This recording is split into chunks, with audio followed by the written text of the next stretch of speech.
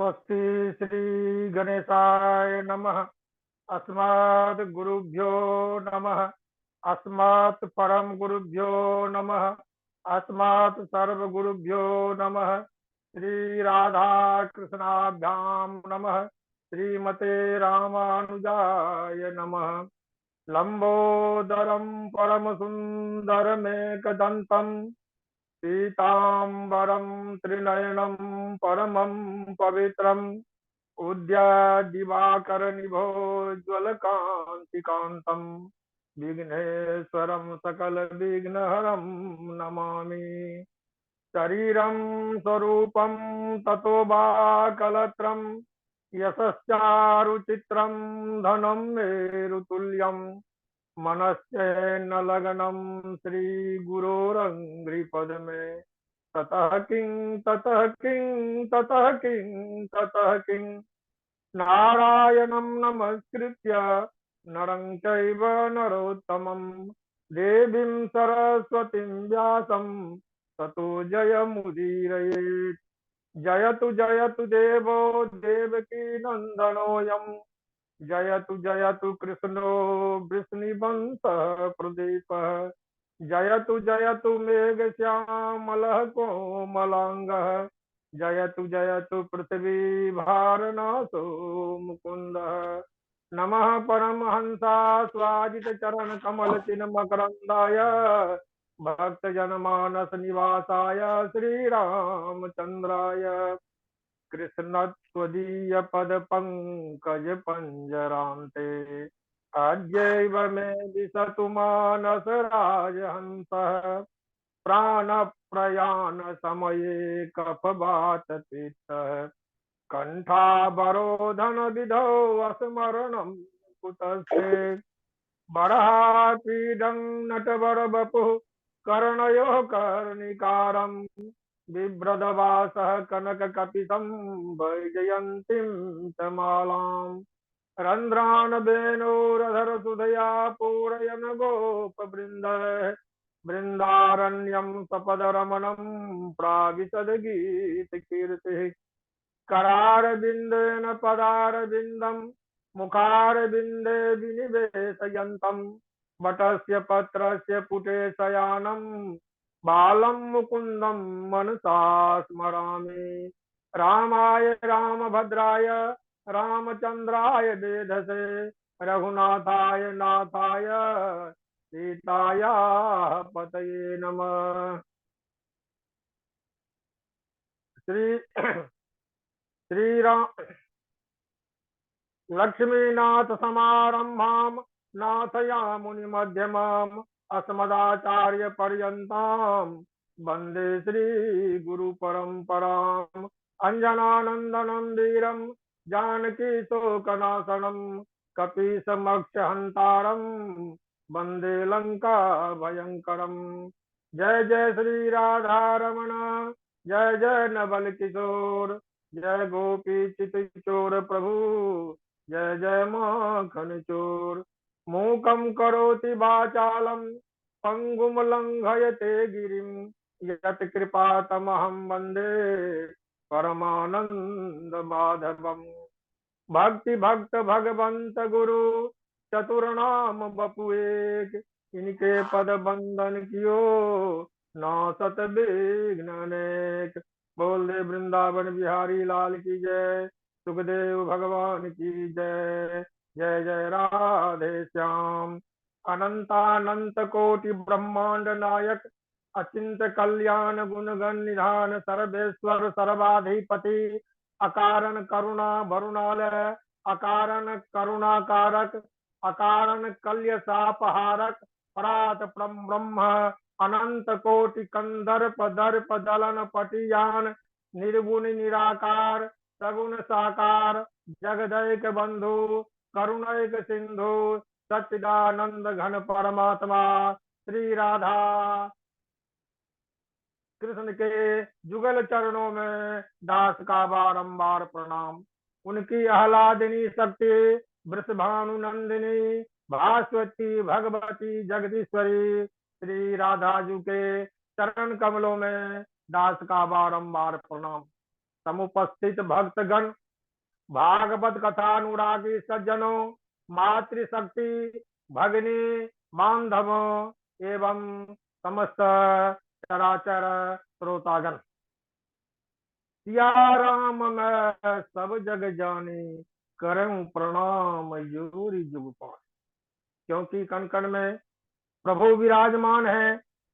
प्रकृति में जितने भी कण हैं, प्रत्येक कण में ईश्वर विराजमान है।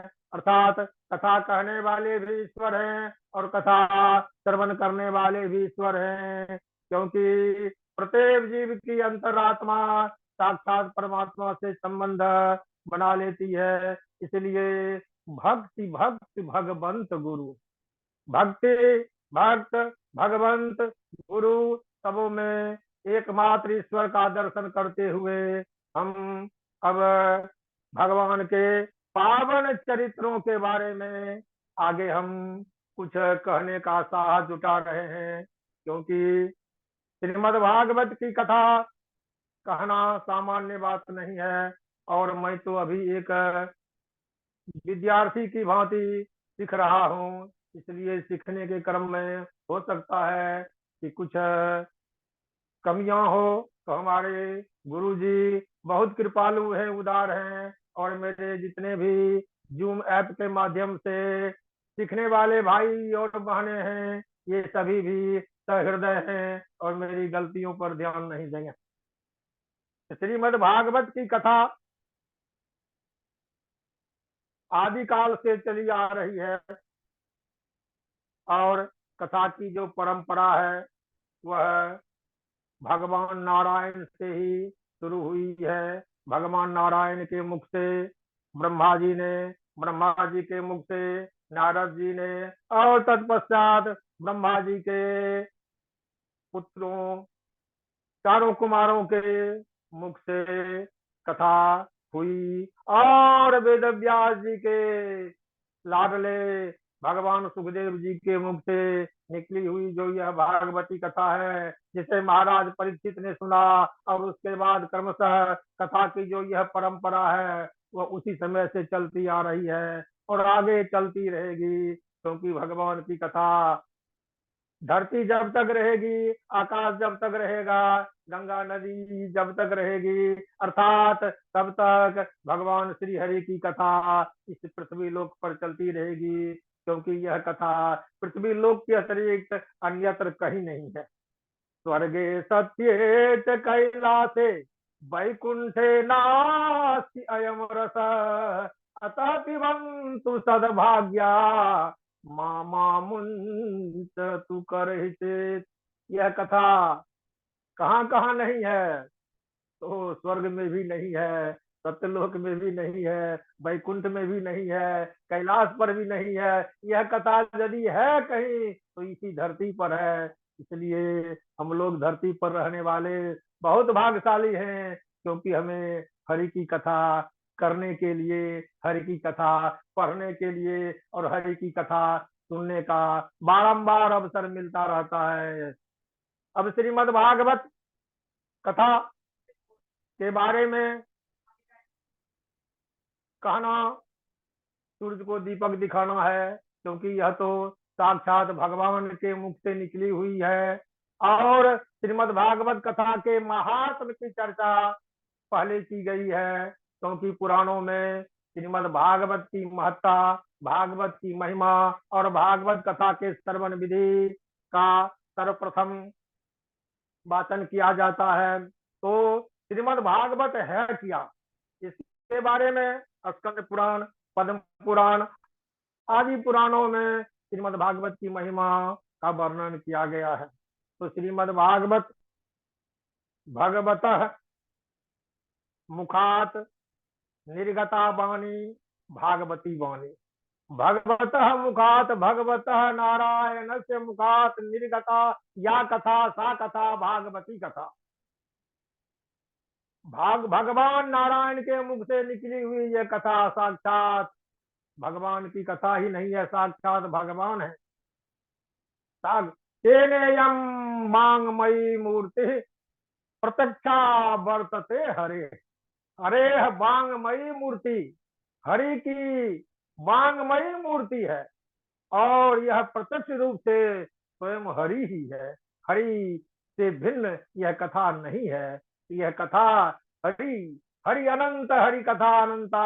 और यह जो भागवती कथा है, भागवती गंगा, पृथ्वी पर दो प्रकार की गंगा बह रही हैं। एक तो भागीरथी गंगा है और दूसरी गंगा भागवती गंगा है। इस भागवती गंगा की प्रशंसा में, महात्म्य में ऋषि मुनियों ने बहुत कुछ लिखा है और प्रत्येक शब्द का विवेचन अपने अपने ढंगों से किया गया है। यह जो श्रीमद् भागवत है, यह पारमहंसी संहिता है।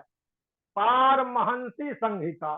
सबसे पहले तो हंस, हंस आत्मा को कहते हैं, परम ब्रह्म परमात्मा को भी हंस कहते हैं।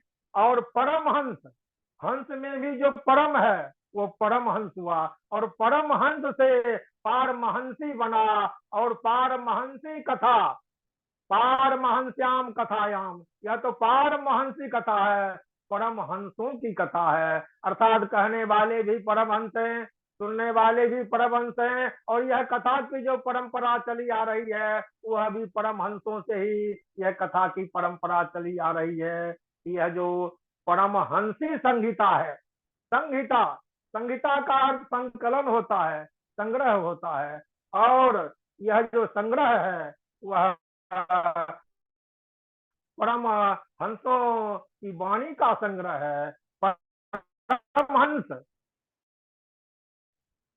तो साक्षात परमहंस हुए चारों, सनक, सनंदन, सनातन, सनत कुमार परमहंस हुए, नारद जी परमहंस हुए, गोकर्ण जी परमहंस हुए। तो इन परमहंसों के मुख से जो यह कथा चली आ रही है, इसी कथा को पारमहंसी संहिता भी कहते हैं।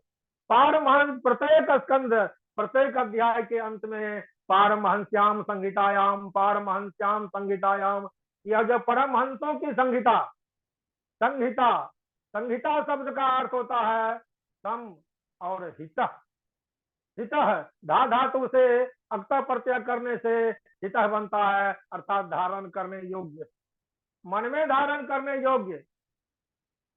हित, हित मैंने लाभदायक, संहित विशेष रूप से जो लाभदायक है। कथाओं, वाणियों का संग्रह, परमहंसों की वाणियों का संग्रह जो यह संहिता है, यह तो जीव के उद्धार का परम साधन है। यह जो श्रीमद् भागवतम है, इसमें कहा गया है भाष्यते त्रिषु लोकेषु गीयते नारदादिभिः वदन्ति सर्वलोकेषु तरन्ति भव सागरः। भाष्यते सर्ववेदेषु गीयते नारदादिभिः, भाष्यते सर्ववेदेषु गीयते नारदादिभिः वदन्ति सर्वलोकेषु तरन्ति भव सागरात्। भव सागरात्, संसार रूपी सागर से यह पार निकालने वाली कथा है।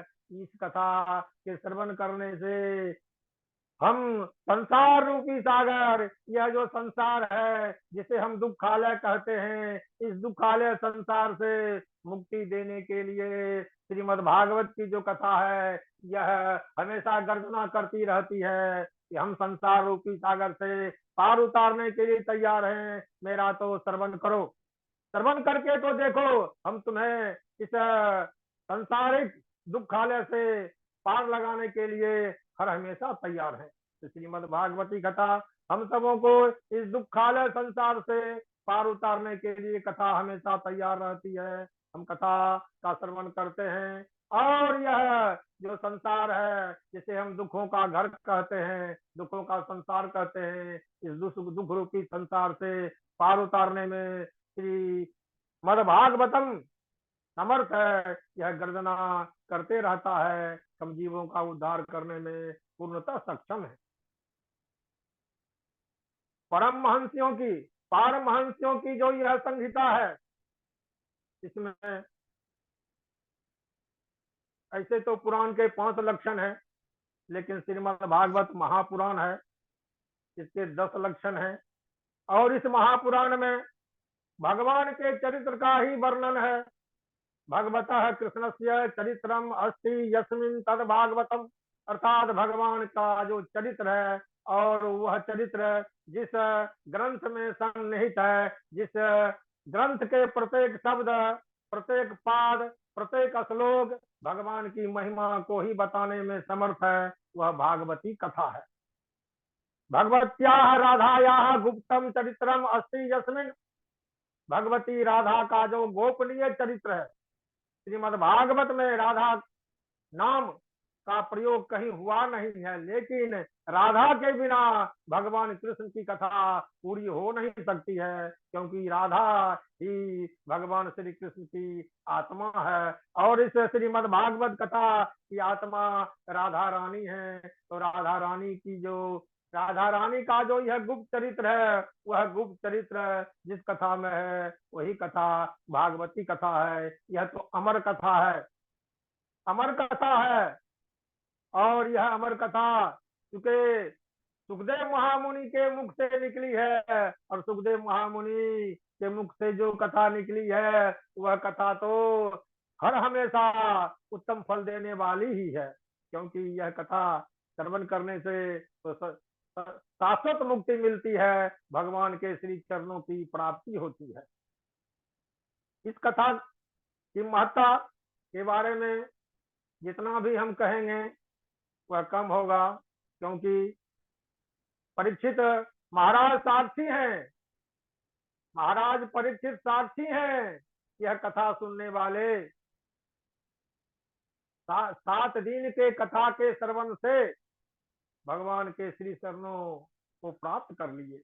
महाराज परीक्षित साक्षी है, और महाराज परीक्षित के भगवान के श्री चरण की प्राप्ति के पश्चात अनेकों भक्त हुए, भगवान के भक्त हुए, और पापी से पापी लोग भी इस कथा के श्रवण से मुक्त हुए, संसारिक कष्टों से मुक्त हुए, प्रेत योनि से मुक्त हुए। बहुत सुंदर पावन चरित्र इस कथा में आई है। सबसे पहले तो इस कथा के महात्म में 6 अध्याय हैं, जिसमें भक्ति, ज्ञान और वैराग्य की सबसे पहले चर्चा होती है।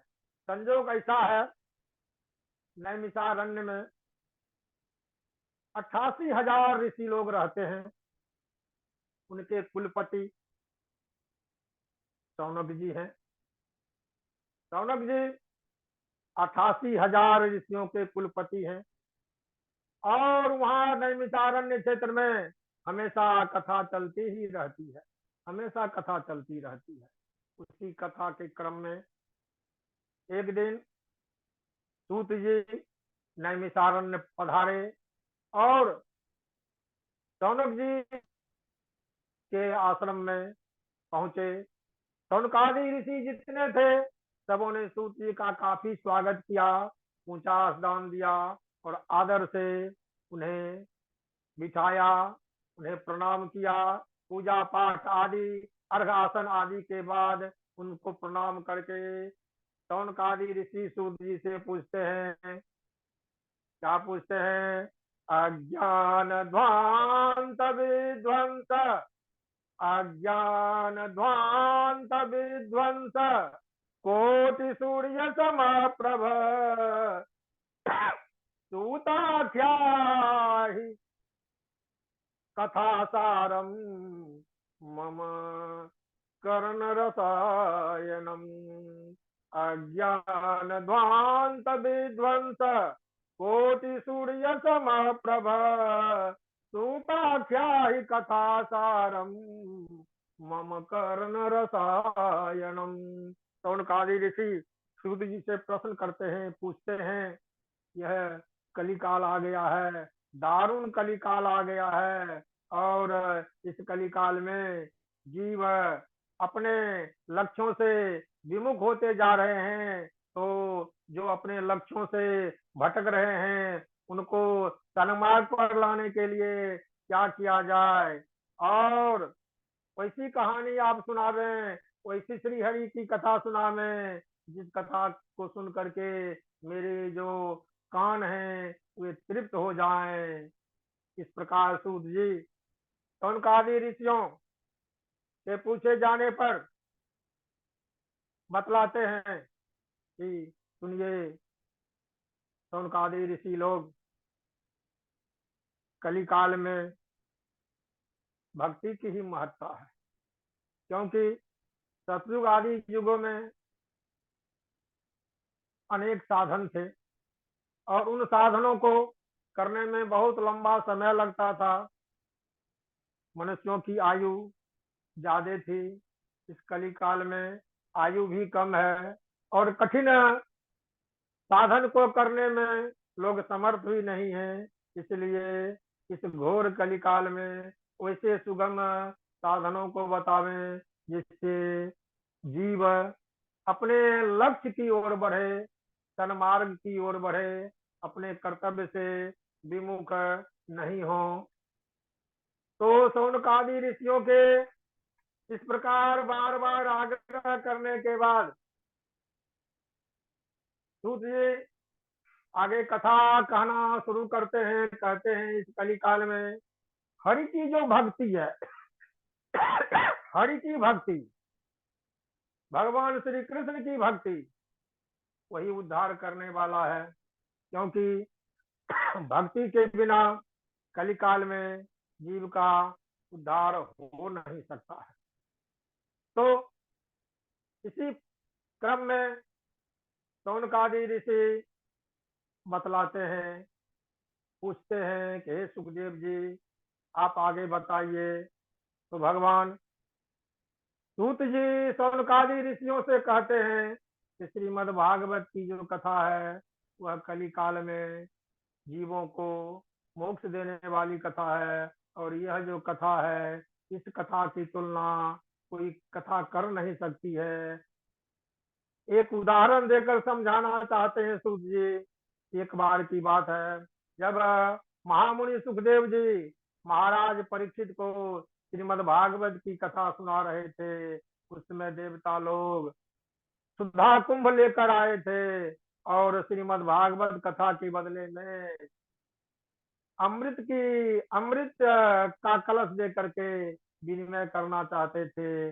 लेकिन सुखदेव महामुनि अंतर्यामी थे, तो उनकी दृष्टि बहुत पैनी थी। वे समझ गए थे ये जो देवता लोग हैं ये अपने काम को निकालने में बहुत चतुर हैं, इसलिए इन्हें हम श्रीमद् भागवत की कथा के बदले में अमृत नहीं लेंगे। यदि इन्हें कथा सुनने की इच्छा है तो कथा हो रही है, बैठकर सुन लेते, लेकिन ये कथा सुनने के लिए नहीं आए हैं, बल्कि अमृत के कलश का लोभ दे करके कथा को लेने आए हैं। जिनमें व्यापारिक बुद्धि अपनाने वाले देवताओं को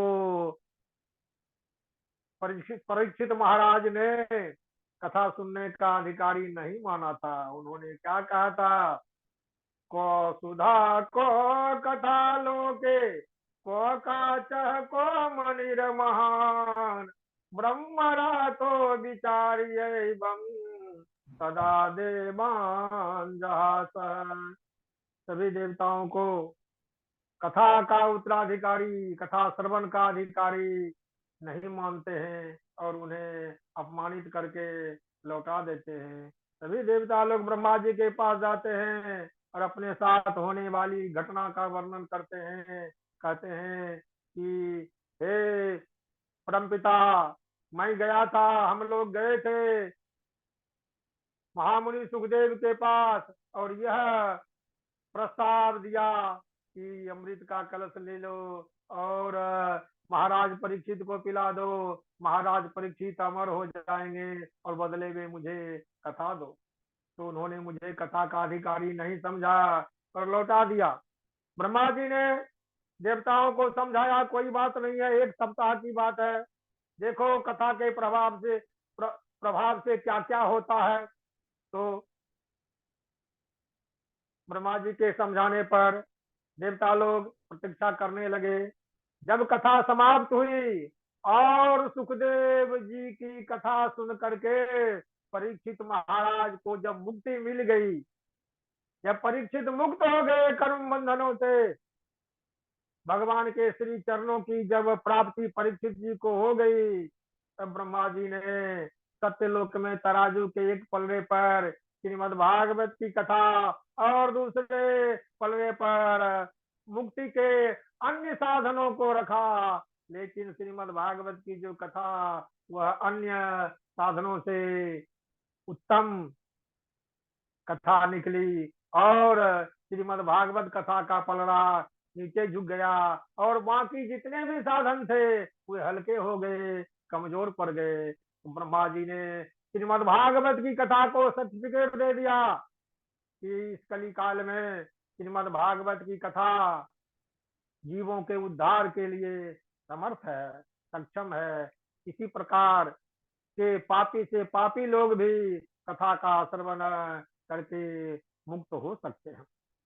इस प्रकार भागवत कथा की महत्ता को बतला रहे थे और बड़े प्रेम से सौनकादि ऋषि सुन रहे थे। सौनकादि ऋषियों ने फिर प्रश्न किया, हे सूत जी बताइए,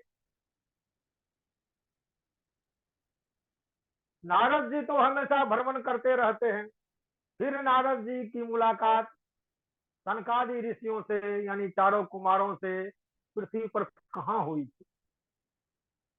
तो सूत जी कहते हैं कि नारद जी तो हमेशा भ्रमण करते रहते हैं, वे तो एक स्थान पर अधिक देर तक रुक नहीं सकते क्योंकि उन्हें साप मिला हुआ है, इसलिए नारद जी तो हमेशा भ्रमणशील हैं। तो फिर कैसे भेंट हुई, यह हे महर्षियों आप लोग सुने। नारद जी ने सोचा कि यह जो पृथ्वी है वह तीनों लोकों में श्रेष्ठ है, क्योंकि इस पृथ्वी पर तो भगवान आते रहते हैं, किसी न किसी रूप में वे शरीर धारण करते हैं, और यह पृथ्वी पर हम देखते हैं कि क्या क्या हो रहा है। वहां तो आनंद ही आनंद मिलेगा, पृथ्वी पर आनंद ही आनंद मिलेगा। यह विलासा लेकर के पृथ्वी पर आए और विशालापुरी नामक एक नगरी है जहाँ वे भ्रमण करने लगे। वहीं भ्रमण करने के क्रम में उन्हें चारों कुमारों से भेंट हुई थी। चारों कुमारों ने नारद जी को देखा था तो बहुत ही उदास हुए, क्योंकि नारद जी का मुख कभी उदास रहता नहीं था, लेकिन इस समय नारद जी का मुख काफी उदास था, बहुत परेशान लग रहे थे। जिसको देख करके चारों कुमारों ने नारद जी से पूछा, कथम ब्रह्मण दीन मुख कुतः चिंता तुरो भवान त्वरितम गम्यते कुत्र कुतश्चागमनम तब। हे महर्षि नारद, आप तो हमेशा भ्रमण करते रहते हैं, विरक्त संत हैं, और जो संत विरक्त हो जाते हैं उनका मुख कभी मलिन होता नहीं है, उनके माथे पर कभी किसी प्रकार की चिंता की कोई रेखा दिखती नहीं है। लेकिन इस समय आपके माथे पर चिंता की रेखा दिख रही है, आप परेशान लग रहे हैं, अपनी परेशानी का कारण मुझे बता दें।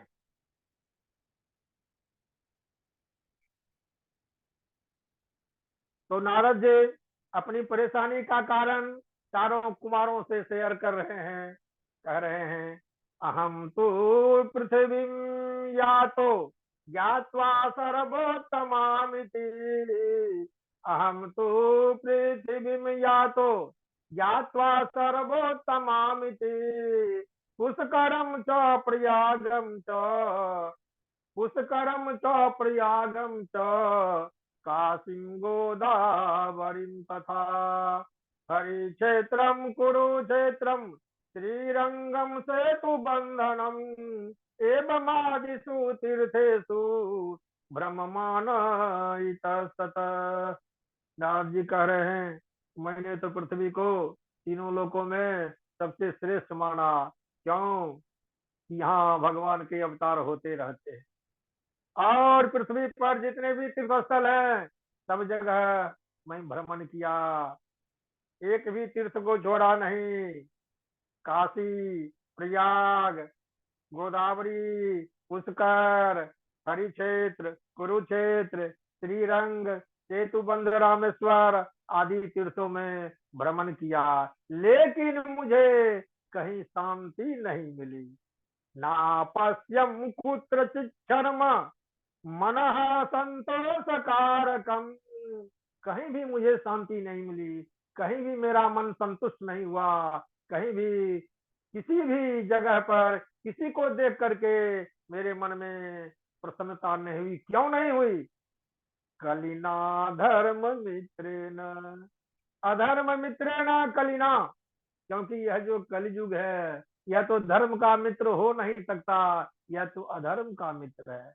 कलिना धर्म मित्रेण धरेयम बाधिताधुना। अधुना मन इस समय अधर्म का मित्र जो कलयुग है वह पूरी धरा को, संपूर्ण पृथ्वी को अपने आकोश में ले लिया है। सब जगह अधर्म का ही बोलबाला चल रहा है, कहीं कुछ दिख नहीं रहा है। सत्यम नास्ति तपः शौचम दया दानम न विद्यते उदरम भरिनो जीवा बड़ा काह को भाषिन।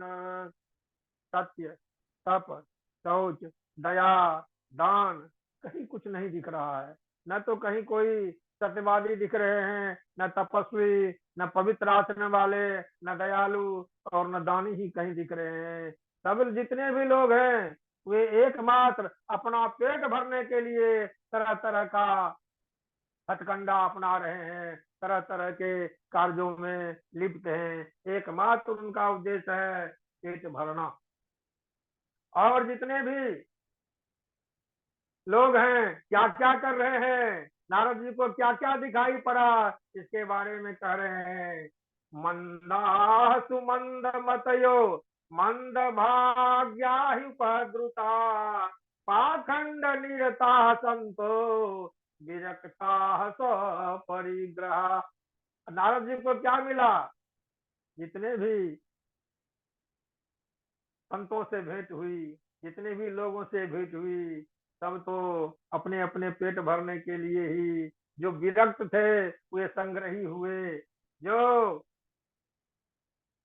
धर्म ध्वज को फहराने में लीन रहते थे वे पाखंडी हो गए। क्योंकि कलयुग का ही ऐसा प्रभाव है।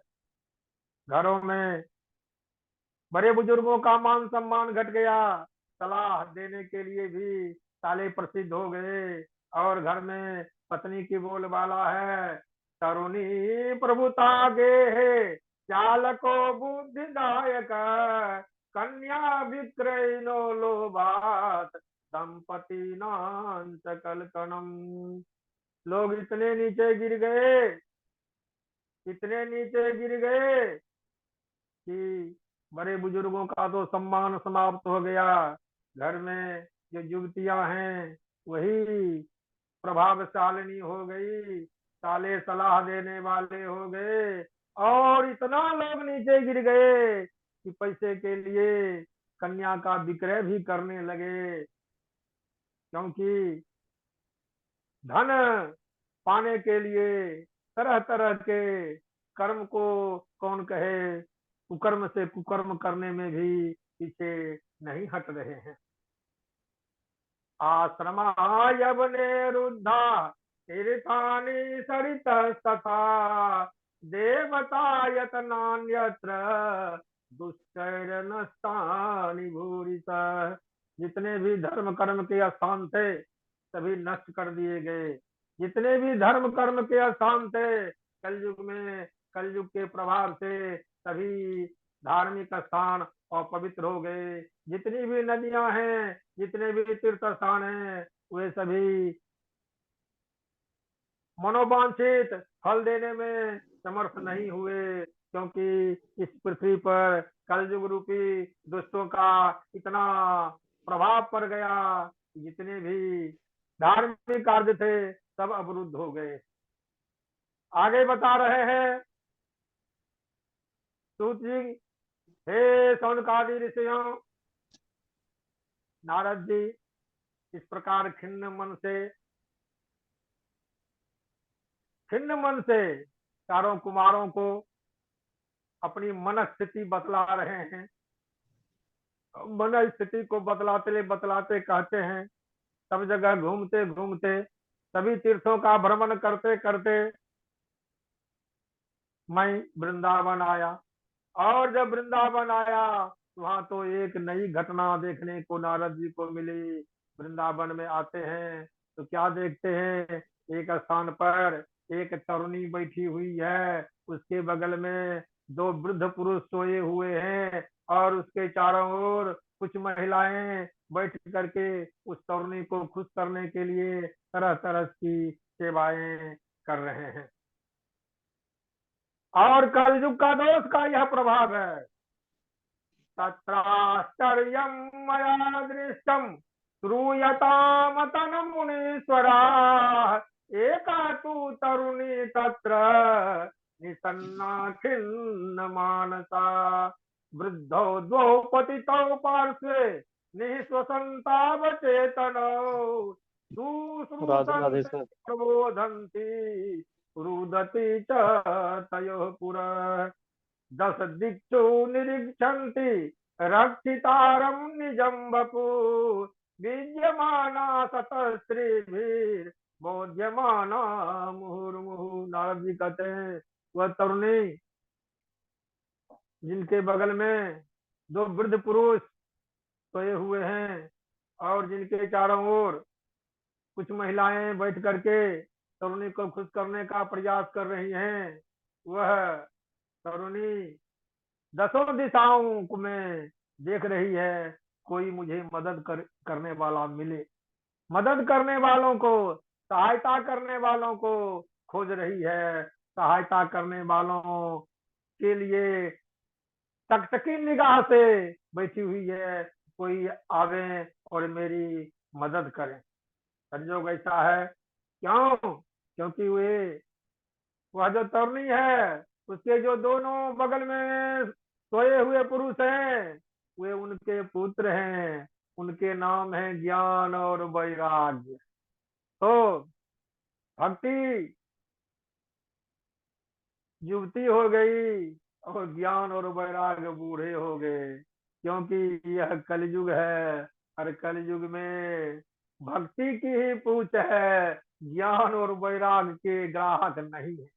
ग्राहक के अभाव में, खोजने वालों के अभाव में ज्ञान और वैराग अचेत पड़े हुए हैं। तो उन अचेत ज्ञान और वैराग हैं कौन? तो भक्ति महारानी के दोनों पुत्र हैं, जो जर्जरावस्था को प्राप्त हो चुके हैं। इस जर्जर अपने पुत्रों को युवावस्था प्रदान करने वाले संतों, चिकित्सकों, महापुरुषों, महर्षियों की खोज कर रहे हैं। उनकी नजरें उन्हें ढूंढ रही है कि कोई आवे और मेरे इन सोए हुए पुत्रों को निष्प्राण यानी अचेतावस्था में जो मेरे पुत्र आ गए हैं, इनको जगाने में मेरी मदद करें।